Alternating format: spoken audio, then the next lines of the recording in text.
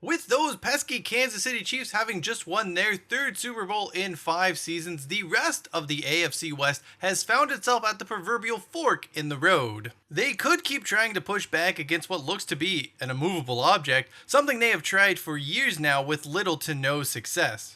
Or they could take a step back, regroup, and potentially find conditions more favorable down the road. Sometimes in the NFL, just like life, you need to play the long game. I am Cheyenne Hollis. This is the Touchback, and did the AFC West just quiet quit on us this offseason? That if they move my desk one more time, then I'm quitting. I'm going to quit. Look, I don't really understand the concept of quiet quitting, why it's a thing, because for me, it just sounds like going to work at any retail or food service job in the 2000s. Back in my barista days at Pete's or Starbucks, the entire goal was to get in there, do as little as possible, and leave as early as possible. The entire purpose wasn't to be working at that job, it was to one day be working at a job I would much rather have. Nothing more than means to an end.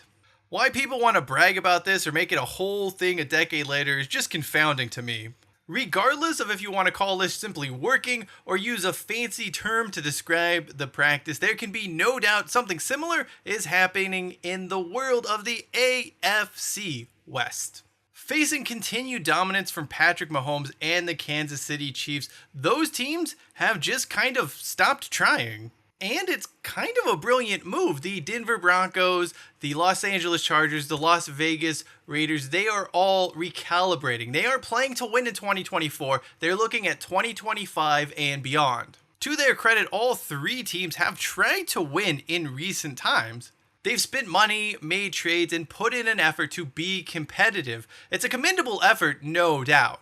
But it just hasn't worked out. Bad coaching hires, dubious personnel decisions, and meddlesome owners have kind of derailed things. There is very little margin for error when you're going up against one of the sport's all-time great teams. And make no mistake, the Kansas City Chiefs fit that bill. For the Chargers, for the Broncos, for the Raiders, none of them have been able to thread this needle. If you look at what all three franchises did in the offseason, it's the total opposite of what they had done in years past. These win now, sometimes desperate moves either backfired entirely or were undercut by the likes of Josh McDaniels and Brandon Staley being, well, Josh McDaniels and Brandon Staley.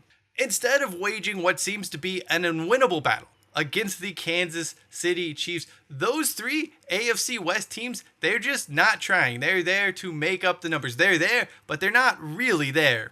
They'll win some games this season, but let's be real, all of these sides would much rather be in the top 10 of the NFL draft than on the fringes of the playoffs. And honestly, good on them for it. It's not tanking, but it's not trying to keep up with something that you can't keep up with. I applaud it. The Denver Broncos are the closest side to a full-on tank job, despite being 8-9 last season, which I don't really understand how that even happened. In my mind, the Broncos were like a 5-win team. That aside, there seems to be a realization from everyone involved that they really needed to get their house in order from a roster and salary cap standpoint. What they're doing here, though, doesn't exactly mirror what we saw with the Houston Texans or Cleveland Browns, where they just bulldozed everything and started over. This is a much more low-key rebuild. Maybe it works, maybe it doesn't work. I can't really say what the Broncos' outlook is long-term because I don't even think they know right now. One thing can be for sure, though, it's not going to lead to many wins in 2024. On the other hand, the Las Vegas Raiders are the team in the division closest to actually competing, but they didn't do enough in the offseason that makes you think they're going to win more games this season than they did last year. In fact, they didn't do much of anything at all. Losing Josh Jacobs, I think, can be seen as a net neutral. The Raiders just have a bunch of shortcomings all over their roster still. I love Gardner Minshew. He's one of my favorite players. I enjoy watching him play. I enjoy his story. But is he really getting this team over the hump? Or is Bo Nix getting the team over the hump if they draft him, Aiden O'Connell? I just don't see it.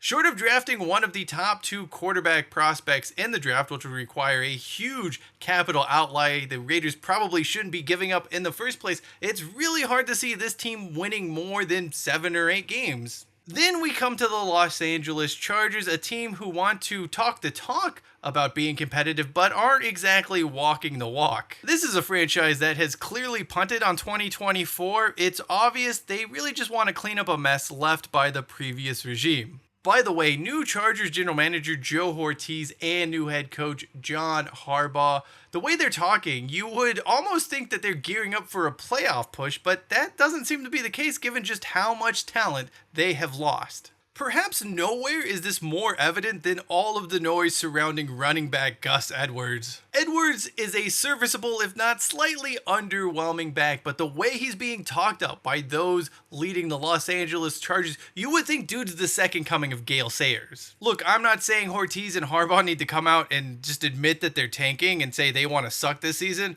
but don't do this either. Don't give fans false hope. There's got to be a middle path you guys can chart here that's somewhere in between we're tanking and Gus Edwards is going to be an all-pro. The thing I really appreciate about those three AFC West teams just sort of quiet quitting on this season, when you zoom out and look at it from 30,000 feet in the air, is that it's an extremely strategic, intelligent move on their part. Those Chiefs are going to be facing some noticeable turnover in the coming seasons. Andy Reid ain't coaching forever. Travis Kelce is far closer to retirement than his prime. There will continue to be roster decisions that require them to shed important pieces. That's just how the NFL works. There's one thing I want to stress here. This isn't to say the Chiefs are guaranteed to experience a drop-off or see a decline moving forward. It is very possible, given all of the talent they have in Patrick Mahomes, that they can smoothly transition from this era to the next with him under center. But for those other teams in the AFC West, it's just about picking a smarter fight. Those teams could have all kept trying to win in 2024, ruin their salary cap situations, spent on players they didn't really need, just do things that would not be enough to close the gap between them in Kansas City. It seems like a pretty unwinnable battle at this point, and making the same mistakes in hopes of a different result, it's foolish. Instead, why not just say, screw it, this isn't going to be our year no matter what we do. We might as well just, stay in a holding pattern until we figure things out, because down the road, in a year, 2 years time, maybe there is a foot in the door we can break through. Maybe the Chiefs aren't as dominant as they are right now. It's certainly not the worst strategy in the world if you think about it. While no team in the AFC West has come out and admitted they're tanking in 2024, that they're not trying to win games or be competitive, there could be no doubt, there could be no questions that these teams, the Chargers, the Broncos, and the Raiders, have all quiet quit on the upcoming season. As they probably should. There is nothing to be gained by investing in this year trying to make it work. Not with the Kansas City Chiefs side still lording over the division and National Football League as a whole. To the Denver Broncos, Las Vegas Raiders, and Los Angeles Chargers, I see what you're doing, and I salute it. Good for you. Just remember, though, don't disappear for too long when making a trash run, or the manager might get a little suspicious.